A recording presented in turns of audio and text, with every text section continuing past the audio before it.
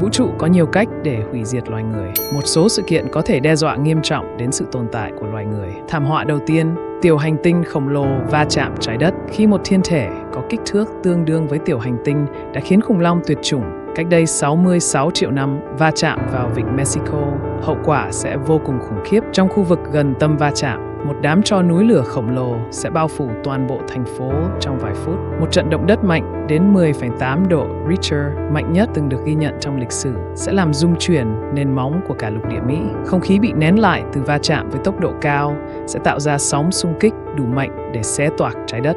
Luồng không khí bùng lên từ điểm va chạm sẽ lan tỏa ra ngoài với tốc độ 1.400 km/h. Những người ở trong vùng ảnh hưởng hoàn toàn không có nơi nào để trốn thoát. Những ai gần khu vực vụ nổ sẽ bị sóng xung kích khổng lồ đánh gục ngay lập tức.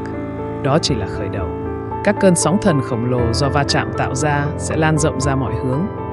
Những con sóng cao hàng trăm mét sẽ tràn vào các thành phố ven biển của Mexico, phá hủy mọi thứ trên đường đi.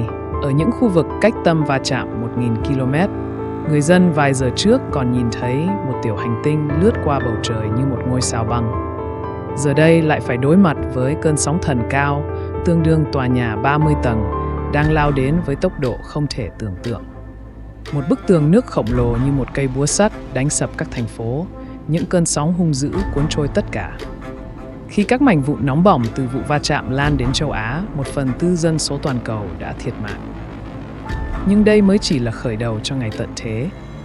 Hậu quả lâu dài sẽ còn tàn phá nghiêm trọng hơn. Nếu bạn may mắn sống sót qua vụ va chạm ban đầu, bạn sẽ bước vào một khung cảnh địa ngục hỗn loạn. Nếu không có sự chuẩn bị từ trước, cái chết là điều khó tránh khỏi. Bụi và tro do vụ va chạm tạo ra bắt đầu bao phủ trái đất trong thời gian dài. Các hợp chất chứa lưu huỳnh được thải vào khí quyển, kết hợp với nước tạo thành axit. Các công trình xây dựng bị ăn mòn, cây cối chết, các con sông bị chặn lại bởi đống đổ nát, trở nên đục ngầu.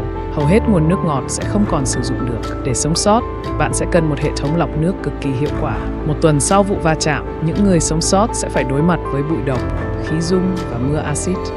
Họ cần trang bị bảo hộ, đeo kính chắn bụi và sử dụng thiết bị lọc không khí để có thể rời khỏi nơi trú ẩn. Tro bụi, khói và mưa axit không chỉ làm ô nhiễm không khí và đất đai mà còn gần như che khuất hoàn toàn ánh sáng mặt trời. Không có ánh sáng, quá trình quang hợp của cây cối sẽ dừng lại. Không có cây cối, động vật và con người sẽ chết. Thực tế, toàn bộ chuỗi thức ăn sẽ bị phá vỡ. Tiếp theo, con người sẽ làm mọi cách để tìm kiếm thức ăn, kể cả cướp bóc tài nguyên của người khác. Xung đột giữa những người sống sót sẽ xảy ra, khi đó hoặc bạn sống sót hoặc bạn chết. Cuối cùng, khoảng 99% nhân loại sẽ bị xóa sổ.